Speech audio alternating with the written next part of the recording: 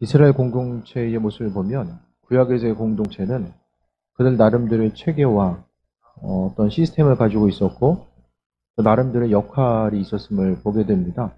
그래서 하나님께서는 그들 이스라엘 민족들을 선택하시고 함께 하심에 있어서 그 역할들을 한 가지 한 가지 부여해 주시고 또 그들이 하나님의 백성으로서의 온전한 삶을 살아가도록 이끄시고 인도하셨다는 사실을 발견할 수 있게 됩니다.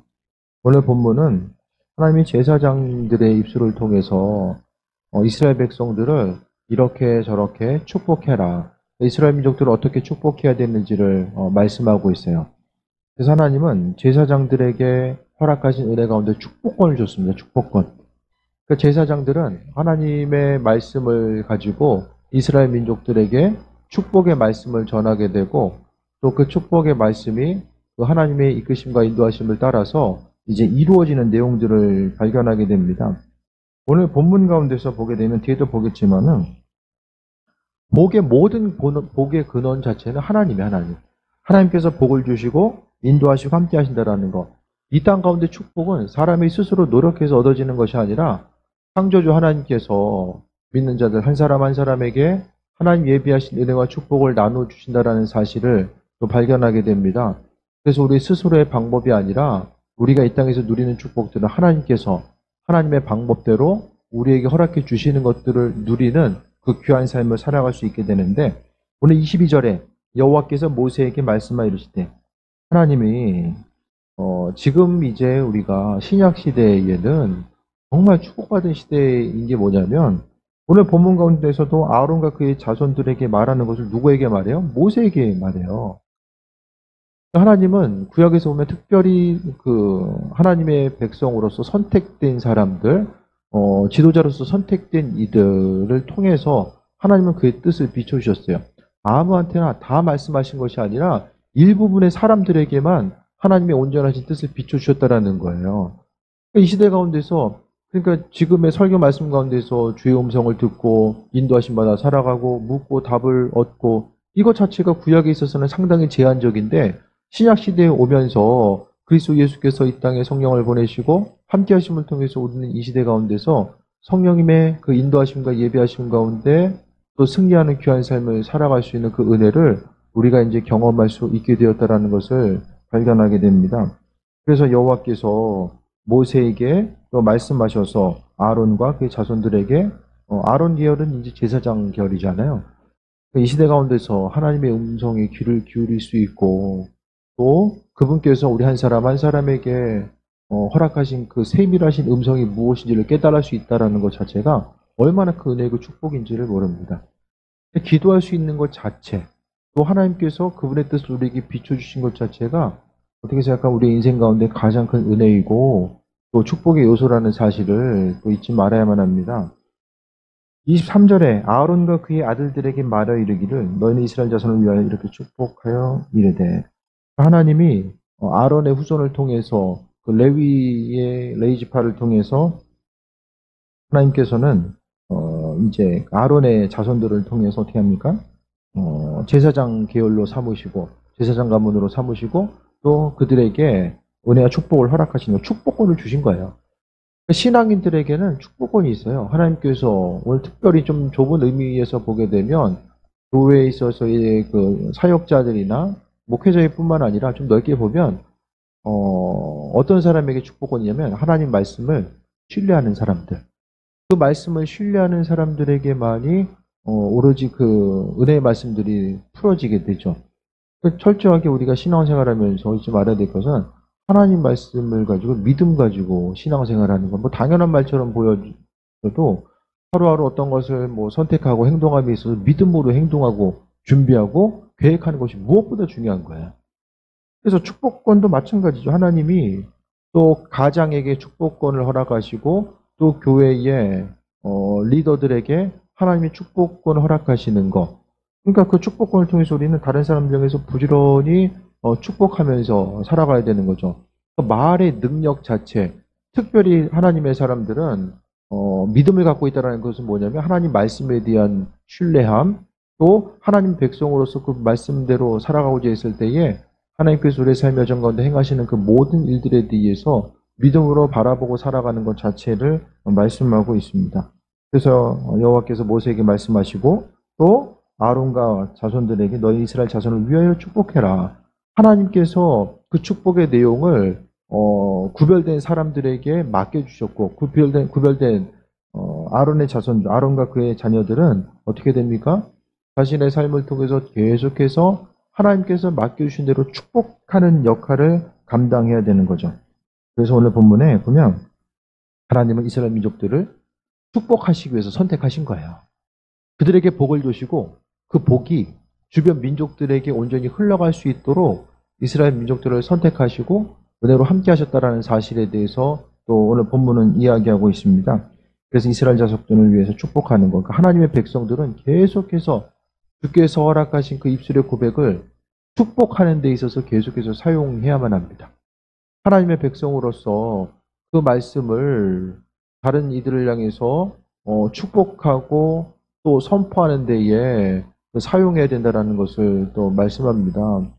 믿는 자로서 우리 입술의 고백이 다른 사람들 향해서 주님 허락하신 입술을 책망하거나 다른 것이 아니라 오직 주님의 말씀을 우리에게 허락해 주셨다는 사실에 대해서 기억하면서 그 말씀대로 움직이고 또 축복하는 데 있어서 사용되어야 됩니다.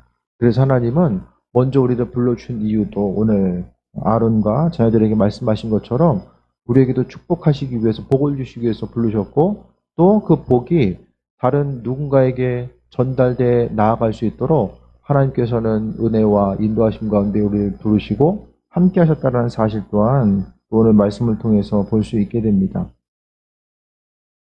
축복의 내용이 뭐냐면 24절부터 여호와는 내게 복을 주시고 너를 지키시기를 원하며 하나님께서는 그 축복의 내용 자체가 24절부터 나오는 거예요. 그래서 하나님은 내게 복을 주시고 지키시기 원한다. 첫 번째가 하나님 우리에게 복을 주시기를 원하신다라는 거야. 우리를 책망하시는 것이 아니라 하나님은 제일 먼저 우리에게 복을 주시기를 원하신다라고 말씀하고 있어요. 그래서 어디서 무엇을 하든지 간에 항상 하나님이 우리를 향해서 바라보실 때마다 하나님은 날마다 우리의 삶의 여정 가운데 선하시고 또 신실하시고 그분의 선하신 뜻을 우리에게 비춰주고 계신다라는 것에 대해서 기억하며 하나님 우리를 복을 주시기 원하신다. 왜? 우리를 통해서 또 다른 모든 사람들이 복을 누릴 수 있도록 하시기 위해서 하나님이 아브라함을 선택하신 이유도 이제 보게 되면 아브라함을 통해서 다른 모든 민족이 복을 받게끔 하시기 위해서 아브라함을 선택하셨잖아요. 그러니까 하나님은 제사장들을 통해서 그러니까 레위인들을 제사장을 통해서 복을 주시길 원한다라고 제일 첫 번째로 선포하고 있고 또 너를 지키시기를 원한다. 주변의 환난과 어려움 또 우리로 하여금 넘어뜨리려고 하고 우리의 마음과 생각을 지키지 못하게 하는 그 여러 가지 환난과 어려움으로부터 하나님은 우리를 지키시기를 원하신다. 그러니까 지킨다라는 것은 그 지켜야만 하는 이런 대상들 또 공격하는 어떤 것들 방해하는 것이 있기 때문에 지킬 수 있는 부분들이 있잖아요. 그러니까 세상에서의 눈에 보여지는 환난과 풍파 또한 이 보이지 않는 영적 세계 가운데서 하나님은 우리를 지키시길 원한다. 세상을 사는 것 자체가 얼마나 불안합니까? 하루하루 정말 맘 편하게 마음 놓고 살아갈 수 있는 날이 뭐 코로나 아니더라도 날마다의 삶의 여정 가운데서 정말로 위험한 시대를 살아가고 있잖아요.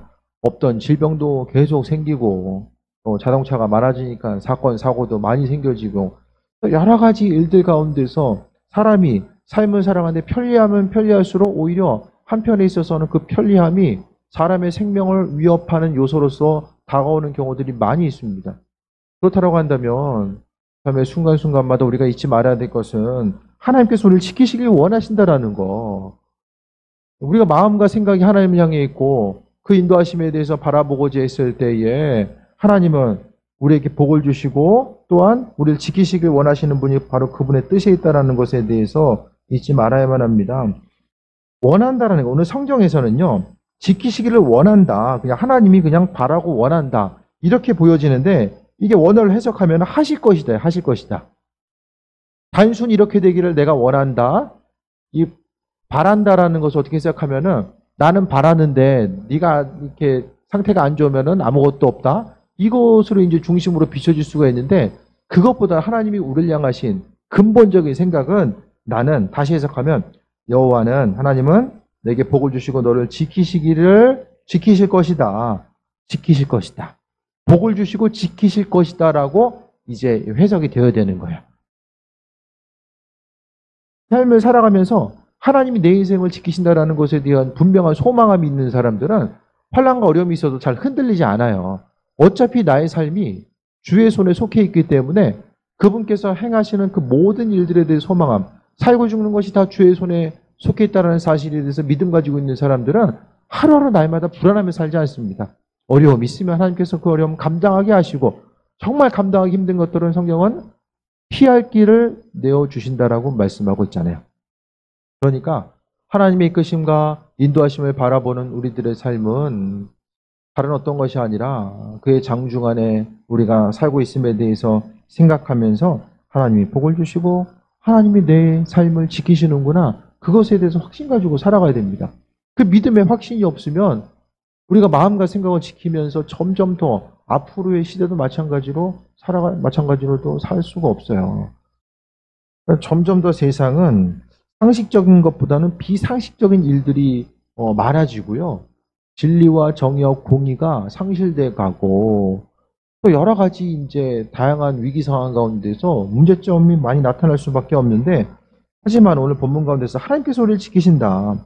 삶을 살아감에 있어서 복은 내 스스로 열심히 뭘 했기 때문에 하나님께서 복을 주시는 것이 아니라 그냥 하나님께서 은혜로 우리에게 주시는 복이 있고 우리를 지키시길 원하신다라는 하나님의 선하신 뜻과 인도하심을 발견하게 됩니다. 그 다음에 25절, 여호와는 그의 얼굴을 내게 비추사 은혜 베푸시기를 원하며. 이 얼굴, 하나님 얼굴이 있습니까?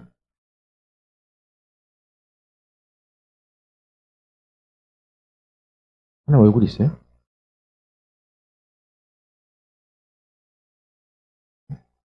어떻게 생각하세요? 성경에 하나님 얼굴이 나오는데 사람의 형상으로 지금 이야기하는 거예요. 하나님 빛이시라고 말씀하고 있거든요. 하나님의 형상을 본 사람은 없어요. 얼굴이 어떻게 생겼는지 아무도 몰라요. 얼굴이 있는 점지도 몰라요. 성경에 하나님은 빛이세요, 빛. 빛으로서 말씀하고 있어요. 멀리서 어떤 형상이 비스무리하게 비춰진 적은 있지만 하나님 얼굴을 대한 적은 없어요. 근데 여기서는 하나님의 얼굴이 나오거든요. 사람들로 하여금 알아듣고 좀 더 친밀함으로 다가가기 위해서 이게 이제 사람의 형상을 덧입어서 지금 표현하고 있는 거예요. 그래서 성경에 있어서의 하나님, 우리가 하나님이 사람을 하나님의 형상대로 비춰줬다고 하니까 어떤 눈, 코, 입 있고 이 외적인 형상, 그것을 좀 생각하기 쉽거든요. 물론 하나님이 우리처럼 이렇게 얼굴이 있을 수도 있지만은 뭐 그건 가봐야 알 수 있을지 없을지 모르죠. 그것도 하나님 비춰주신 만큼만 알 수 있는 거니까. 중요한 것은 오늘 본문 가운데 하나님 그의 얼굴을 내게 비추사, 그러니까 하나님의 관심과 그분의 생각이 우리를 향해 있다는 건데, 성경에서 하나님의 얼굴이 비춰졌을 때는 치유가 나타나요. 치유가 나타나는 것, 하나님의 얼굴이 비추신다는 것은 치유가 나타나고 회복이 있고 힘들고 어려운 고통 가운데서 건진받는 것, 그러니까 모든 좋고 선한 것에 있어서의 표현의 많은 부분이 하나님이 얼굴을 비추시는 것으로서 성경은 이야기하고 있어요. 특히 이 시편에 보게 되면 하나님이 그분의 얼굴을 비추신다라는 내용이 많이 나와요. 반대로 하나님이 얼굴을 가리신다, 얼굴을 돌리신다라는 것은 반대가 어떤 문제도 생겨나고 또 스스로 어떤 문제 가운데서 건진받는 것이 아니라 스스로 다 해결해야 되는 그런 상황들을 이야기하는 거예요. 성경에서 가인과 아벨의 이제 제사가 있잖아요. 근데 가인의 제물 하나님께서 받지 않으세요. 이 받지 않았다라는 것이 이제 히브리어서 로샤라는 이런 의미가 있는데, 그것은 하나님이 받지 않았다. 성경에서 받지 않았다라는 표현 자체가 하나님이 보지 않았다는 거예요. 제물 자체를 하나님이 보지 않았다라는 의미입니다. 그러니까 결국 하나님의 얼굴을 우리에게 비춰주시고 그분과의 얼굴을 비친다는 게 뭐냐면, 사람끼리도 만나서 얼굴을 마주하게 되면 좀 더 친밀한 그 관계에 있어서의 그 교제함 자체를 이야기하잖아요. 그 얼굴을 돌린다는 것은 무엇입니까?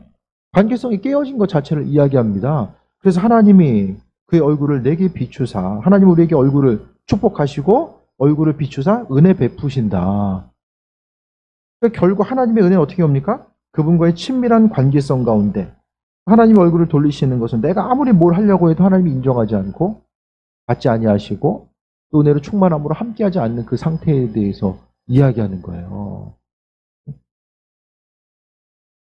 하나님은 그분의 선하신 뜻과 인도하심을 우리에게 비춰주시고 항상 우리가 어디서 무엇을 하든지 성경은 머리털까지라도 세신바 되시는 그 하나님의 능력과 인도하심을 이야기하잖아요. 그러니까 결국 복을 주시고 하나님이 지키시고 은혜로 베푸시고 또 뒤에 보면 평강 주시는 모든 것들은 하나님과의 관계성, 그분과의 친밀함, 아주 친밀한 관계성으로부터 이 모든 것이 출발한다라는 것에 대해서 말씀하고 있는 거예요. 그분의 자녀로서 백성으로서의 온전한 삶을 살아간다는 것이 무엇일까? 우리가 무엇을 하든지 하나님께서 지켜봐주고 계시고 또 세임 주시고 인도하시고 반대로 죄가 만연해 있으면 하나님께서 가인이 그랬던 것처럼 가인의 재물에 대해서 보지 아니하시고 받지 아니하시고 모른다라고 하시는 거예요. 아무리 사람이 스스로 하나님 보시기에 합한 행동이다라고 할지라도 하나님 인정하지 않으면 아무 의미가 없다라는 거예요.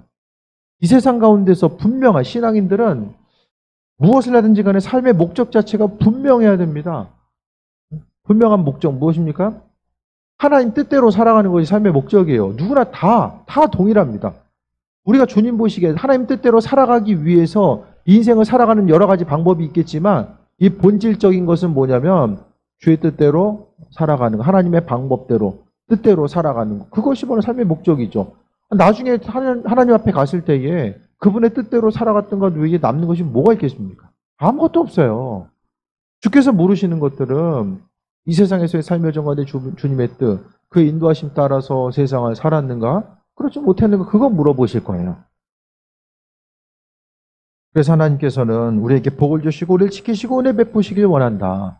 모든 선한 것의 중심은 하나님께서 우리에게 주신다라는 사실에 대해서 이야기하는 거죠. 이 공급하시는 것, 26절에 보면 여호와는 그 얼굴을 내게로 향하여 드사. 그러니까 지금 얼굴이 강조되고 있어요. 하나님의 얼굴.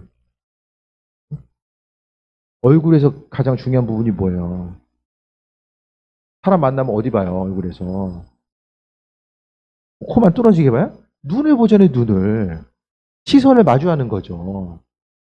하나님과 우리의 온전한 관계성. 그분께서 얼굴을 내게로 향하여 드사 평강 주시기를 원하노라 할지니라. 그러니까 제사장을 통해 하나님 축복해 주시는 거야. 하나님이 너에게 복을 주시고 너를 지키시고 은혜와 평강을 주신다. 제사장에게 이거 계속 선포하라고 하는 거예요. 계속해서 선포하라는 거예요. 보여지는 우리가 참 우리의 인간적인 약점은 보이는 대로 이야기하는 것이 참 약점이 있잖아요. 좋아 보이면 좋게 이야기하고 안 좋아 보이면 안 좋게 이야기하고 그것이 우리의 인간적인 본성인데 하지만 하나님께서는 좋아 보이든 좋지 않아 보이든 항상 하나님께서 우리에게 주신 입술에 넣어주신 우리의 입술에 담아두신 그것에 대해서 선포하면서 살아갈 것에 대해서 말씀하고 있습니다.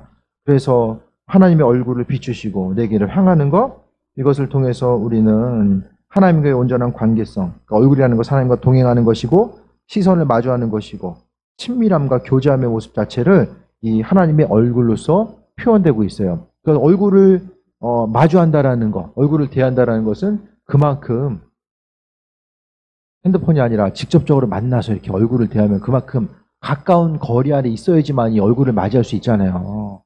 멀리서 보면 뭐 누가 누군지 잘 분별하기가 힘듭니다. 그러니까 여기서 보면 결국 가장 최고의 복은 뭐냐?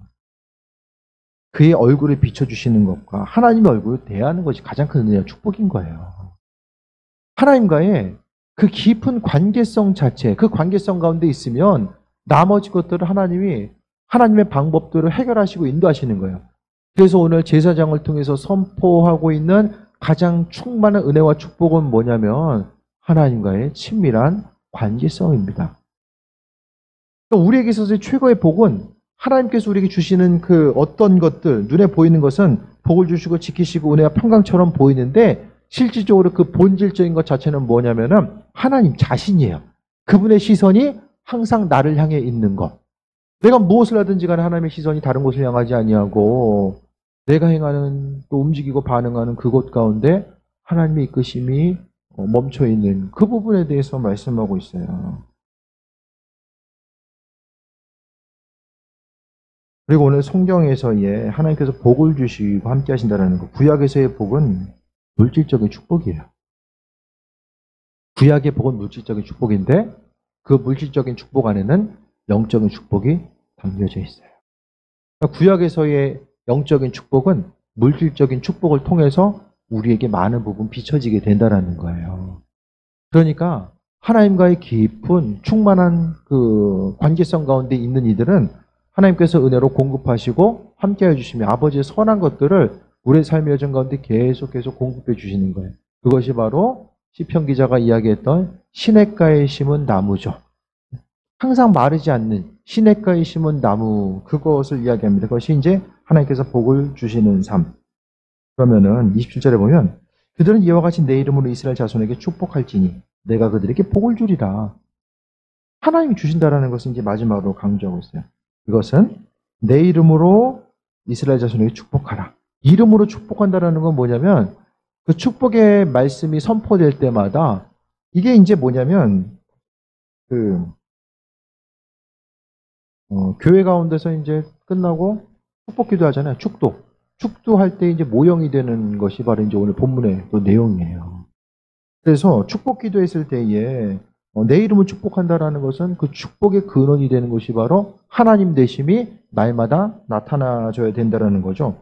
그래서 오늘 24절에도 보면 여호와는 이란 표현이 있고 25절에도 여호와는, 26절에도 여호와는, 그리고 27절에 내가 그들에게 복을 주리라.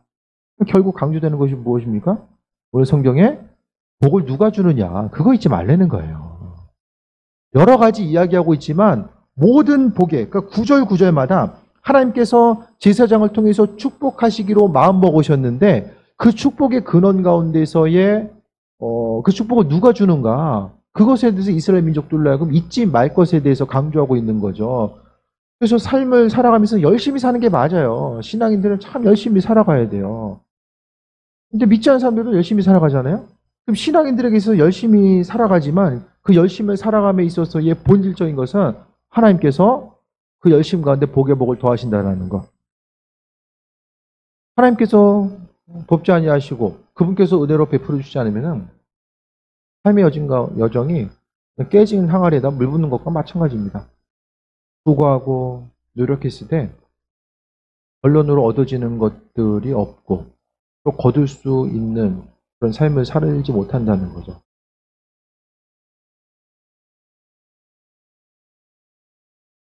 그래서 오늘 하나님께서 함께 하셨을 때에 한 가지 또 볼 수 있는 것은 26절의 마지막에 하나님이 평강 주시기를 원한다. 하나님이 마음과 생각을 지키시길 원하신다는 거죠.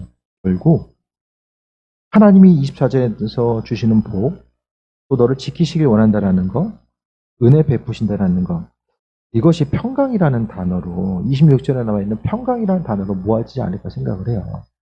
결국 하나님이 복을 주시고 지키시고 은혜로 베풀어 주셔야지만이 우리가 누릴 수 있는 것은 이 평강입니다. 오늘 본문 가운데서 하나 딱 선택하려고 하면은 뭘 선택하시겠어요? 평강이잖아요, 평강. 아무리 하나님께서 복을 주시고 지키시고 은혜 주셔도 마음에 평강이 없으면은 무슨 소용이 있겠습니까? 하나하나 다 연결되지만 그 중에서 오늘 제사장의 축복을 이야기하면서 핵심은 하나님이 평강 주시기를 원한다. 평강이 있기 위해서는 나머지 것들에 대해서 다 하나님이 지키시고 인도하심을, 그분과의 관계성, 그러니까 하나님께서 우리에게 공급해 주신 것들을 경험해야지만이 우리의 삶의 여정 가운데 평강이 있는 거죠.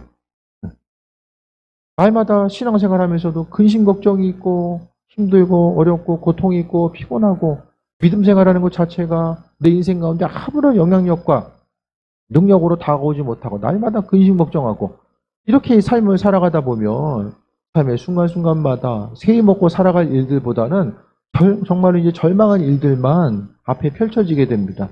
그것이 아니라 오늘 제사장의 축복을 통해서 하나님은 그분의 선하신 뜻과 인도하심 우리에게 비치시길 원하시고 또 우리의 삶의 주인 되시는 그 귀한 삶을 원하시는데 오늘 본문 가운데 제사장을 향해서 축복의 말씀을 전하면서 그 모든 복 자체는 하나님께서 우리에게 주신다라는 사실 자체를 그걸 날마다 잊어버려서는 안 됩니다. 이거 잊어버리면은 날마다 부담스러워요, 부담스러워요. 뭘 어떻게 더 해야 되나? 네? 뭐 어떻게 되어야 되나? 눈에 보이는 환경을 변화시켜 나아가고 또 바라고 원하는 그 소망하는 일들을 이루기 위해서 내가 무슨 일을 어떻게 더 해야 되는가? 그것 때문에 날마다 고통받고 쫓기는 삶을 살아갈 수밖에 없다라는 거예요. 하지만 그 모든 것으로부터 자유한 또 평강이 넘치는 삶을 살기 위해서는 오늘 본문 가운데 여호와는 그러니까 복의 근원과 주체 자체가 이 주어 자체가 여호와잖아요. 여호와 하나님께서 주시기를 원한다. 주신다라는 사실을 강조하고 있는 거죠. 그러니까 하나님께서 우리에게 원하신 일들, 모든 일들에 대해서 생각했을 때에 다시 말씀드리면 여호와의 얼굴을 비추신다. 이것은 다시 말씀드리면 하나님의 임재, 우리와 함께 하심에 대한 그 임재 자체를 이야기하는 거예요. 무슨 일을 하든지 간에 그분의 임재하심 우리와 함께하고 또 우리가 세임 얻고 나아가는 것에 대해서 말씀하고 있습니다. 그래서 하나님은 복을 주시기 위해서 우리를 창조하셨고 또 여호와 이름을 반복적으로 사용하면서 복의 근원이 하나님 되신다라는 사실을 우리로 하여금 잊지 않게끔 하시는 거예요. 이 시대 가운데서는 많은 이들이 주인을 잊어버려요. 신앙인들도 주인을 잊어버리고 믿지 않은 사람들도 주인이 누구인지 모르고 스스로가 주인인 줄 알면서 생각하면서 스스로 주인인 척하면서 살아가는 거죠. 가장 절망스러운 상황은 주인을 잊어버린 거예요. 신앙인에게서 주인을 잊어버리게 되면 신앙생활은 그냥 하나의 형식으로 존재하게 됩니다. 본질 대신 하나님의 뜻과 인도하심을 바라보는 것이 아니라 하나의 형식으로서 자리 잡고 나아갈 수밖에 없다라는 거예요. 그래서 하나님은 은혜 가운데 우리의 삶의 여정 가운데 주인 되시기를 원하시는데 하나님은 제사장에게 축복을 명령하셨고 제사장은 저희 신부대에서 그 축복을 다른 사람들에게 선포하는 것. 우리 또한 마찬가지로 오늘 본문 가운데서 하나님께서 우리에게 주신 축복들이 있잖아요. 그 축복을 전하는 거예요. 그 고고학적인 발견들을 보게 되면 오늘 본문에 제사장의 축복의 규정들이 이제 기록된 내용들이 어떤 돌판, 나무로 그 돌판 같은 거 있잖아요. 그러니까 기록되어 있는 오늘 본문의 내용들이 기록된 어떤 그게 이제 가죽이 될 수도 있고요, 돌이 될 수도 있고요. 어떤 이게 발견이 됐어요. 이걸 통해서 학자들은 뭘 생각하냐면은 오늘 민수기 6장의 말씀을 통해서 이스라엘 백성들이 이거 본문의 말씀을 지니고 다닌 거예요. 지니고. 그러니까 믿지 않는 사람들 부적 지니고 다닌 것처럼 오늘 본문의 말씀을 지니고 다닌 거죠. 하나님 말씀을 기억하기 위해서 또 하나님의 축복의 말씀을 붙들고 있기 위해서 오늘 본문 말씀에 대해서 스스로 지니고 다니는 것들. 이 오늘 본문의 말씀이 이제 고고학적인 발견에 의해서 이게 발굴이 된 거예요. 그러니까 항상 우리의 가장 큰 문제는 잊어버려요. 은혜 받아도 잊어버리고 말씀을 들어도 잊어버리고 잊어버려요. 사람이 실용서적을 보는 것은 그 보고 나서 적용하려고 실용서적도 보는 거잖아요. 예를 들어서 집을 꾸미는 방법에 대한 책을 딱 봤어요. 단순히 그냥 집 어떻게 꾸미나 그거 보려고 보는 사람보다는 그래도 집을 어떻게 좀 꾸미고 살아갈 수 있을까? 무엇을 수리하는 설명서를 본다라고 할지라도 그것을 통해서 구체적인 정보를 얻고 움직이고 행하려고 하는 거잖아요. 그러니까 마찬가지로 하나님 말씀 또한 사단은 끊임없이 우리로 하여금 말씀 보지 못하게 하고 잊어버리게 만들거든요. 하지만 그 말씀의 본질이 무엇인지를 깨달아 알고 이 말씀대로 그대로 적용하며 살아가는 것. 날마다 잊어버리니까 계속해서 보려고 하고요. 계속해서 기도하려고 하고 삶에 있어서의 목적과 본질이 무엇인지를 기억해야지만 날마다 새롭게 기억해야지만이 우리가 끝까지 믿음 생활에 승리할 수 있는 삶을 살아가게 됩니다. 그게 아니면 아침에 은혜 받았다가 저녁에 다 잊어버리고 저녁에 은혜 받았다가 다음날 다 잊어버리고 이런 삶이 계속해서 반복되면 이게 시간만 허비되는 삶을 살 수밖에 없는 거예요. 주신 말씀을 놓치지 않고 빼앗기지 않기 위해서 삶의 중심을 둬야 되고 그 말씀을 통해서 삶을 어떻게 살아갈 수 있을까를 분명히 인식을 해야 됩니다. 그래서 하나님이 우리의 삶의 여정과 함께 하시는 것. 그래서 27절 다시 한번 보면 내가 그들에게 복을 주리라. 하나님이 이 모든 것을 주신다라는 거예요. 삶의 순간순간마다 건강도, 모든 관계의 회복도, 재물의 회복, 모든 것도 다 하나님께서 우리에게 주신다라는 거. 네. 어떤 사람들에게 주십니까? 믿음 있는 사람들에게 하나님의 방법으로 주신다라는 거예요. 그러니까 그분의 도우심과 인도하심을 다시 한번 돌아보고 하루하루의 삶을 어떻게 살아갈 것인가, 그 본질적인 것에 대해서 잊지 말고 하나님 말씀에 대해서 한 구절이라도 놓치지 않으려고 하고, 그 생명의 말씀이 내 삶의 중심을 이루고 나아갈 수 있도록 마음에 더욱더 믿는 자로서 복된 삶을 살아갈 수 있도록 하나님의 말씀을 마음속에 간직하고 살아가야 됩니다. 오늘 모든 복의 근원 하나님께 있다는 사실을 돌아보고 믿음대로 선포하고, 그 선포한 것들이 이루어질 줄 또 믿고 바라보고 기대하면서 하루하루 살아가는 것이 온전한 신앙생활의 연속이 되어야 됩니다. 그의 도우심을 바라보고 믿는 자로서 승리하는 복된 삶 되시기를 주의 이름으로 축원드립니다. 기도하겠습니다. 하나님의 선하신 뜻에 감사드립니다. 하나님의 백성으로서 일꾼으로서의 삶을 살아가게 하시고 또 모든 복은 하나님께 주신다는 사실을 잊지 않게 하신 것 감사드립니다. 주님 영광 받으시고 또 하나님 예비하신 모든 것들로 우리에게 비춰주시며 날마다의 삶이 생명 되신 그리스도 예수로 인해서 주님께서 공급해 주신 것들로 인해서 강건함 누리게 하여 주옵소서. 날마다 마음과 생각을 지키시고 인도하여 주시며 하나님의 백성으로서의 존귀한 삶을 누릴 수 있도록 하나님 영광 받으시고 은혜 더하시옵소서. 예수님의 이름으로 기도드립니다. 아멘.